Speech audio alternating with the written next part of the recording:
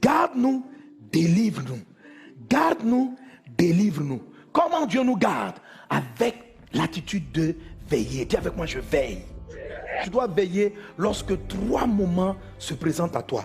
La Bible dit, après avoir jeûné 40 jours et 40 nuits, il eut faim. Alors le tentateur est arrivé. Il eut faim. Donc, le tentateur l'a tenté à cause de quoi? Parce qu'il avait faim. Donc, le premier moment favorable pour Satan de te tenter, c'est lorsque tu as faim. Quand tu as la dalle, quand tu n'as pas mangé, Satan vient te tenter. Ici, c'était peut-être la faim physique, mais Jésus nous explique que chaque fois que tu as faim, c'est-à-dire que chaque fois que tu es dans le besoin de quelque chose pour combler un vide en toi, c'est un moment favorable pour Satan de te présenter un pain numéro 2, un mauvais pain, un poisson. La faim est différente. Quand tu as un besoin de quoi? Tu veux travailler, tu veux te marier, tu veux voyager. Au moment où tu es dans le besoin, où tu as faim de quelque chose, où tu veux que Dieu réponde à une attente, en ce moment précis, tu es dans une période vulnérable. Quand vous avez besoin, vous avez faim d'argent pour décanter des situations, en ce moment précis, Satan vient vous apporter un plan B pour gagner votre argent. Quand tu t'attends à Isaac, il vient te présenter Ismaël, il vient te présenter Agar et il va te tenter. À cause de ce temps-là, beaucoup de gens ont eu des rêves, des projets, des visions, mais ils les ont vus se détruire. Ils ont entendu Dieu leur dire. Dieu a envoyé sa parole pour te dire, je te donne la victoire ici, les choses vont marcher. Mais au dernier moment, pendant que tu avais faim et tu ne veillais pas, tu n'étais pas vigilant, il est venu et puis il a semé quelque chose. Après tu ne comprends plus, l'affaire devient bizarre. C'est Dieu qui t'a parlé ou c'est pas Dieu qui t'a parlé? Mais quand tu pries, tu oublies la phase numéro 7.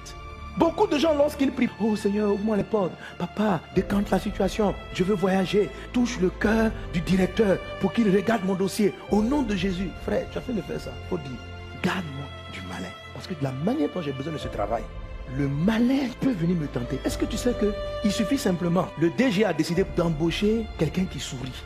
Et le jour là, pendant que Dieu te dit, je te donne ce travail, le matin, pendant que tu as faim du travail, Satan vient te donner une nouvelle très triste.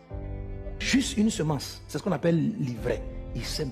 Tu as appris qu'il y a ceci, tu as appris qu'il y a cela, tes parents ont fait ceci, telle chose est arrivée à la maison. Et là, ça fait que tu t'en vas répondre à l'appel d'offres avec une mine fatiguée, resserrée, abattue. Et quand tu arrives, les gens trouvent que non, tu n'es pas un gars joyeux. On dit, reviens, on va traiter ton dossier. Est-ce que tu sais que pendant que Dieu te donne, le malin peut aller voir la personne la nuit et lui donner des idées bizarres. Et quand tu arrives au moment où tu veux manger ton blé, ça veut dire rentrer dans ce travail, la semence allait. Pourquoi Satan a pu arriver à toucher le décideur? Parce que quand tu as prié pour ton travail, tu as oublié la dernière phase. Garde-nous du malin. Et s'il a déjà attaqué mon interlocuteur, délivre-le.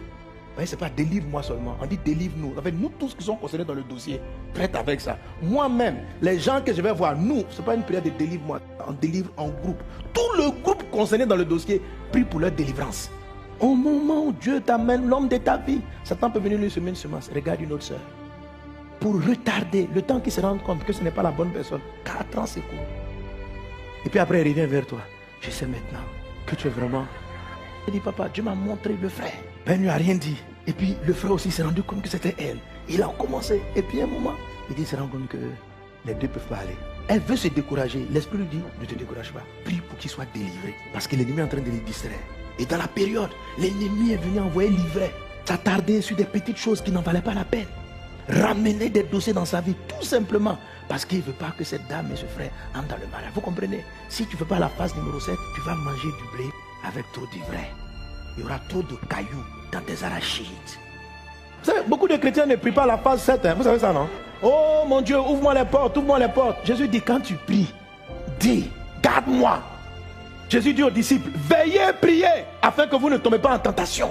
Alors le premier moment où Satan vient semer, c'est le moment où tu as faim, quand tu es dans le besoin.